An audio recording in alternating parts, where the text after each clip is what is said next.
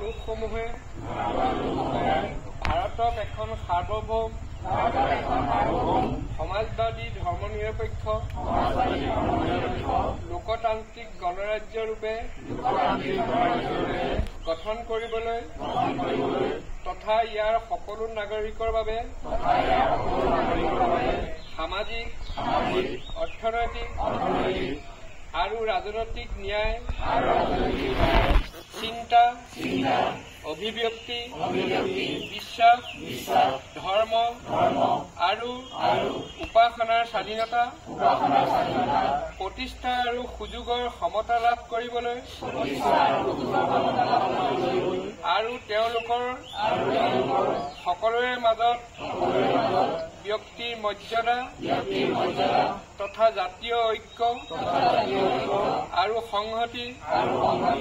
সুনিশ্চিতকাৰী ভাতৃভাৱে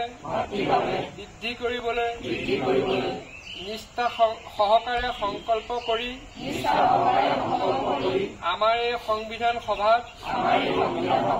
আজি 1949 চনৰ নৱেম্বৰ মাহৰ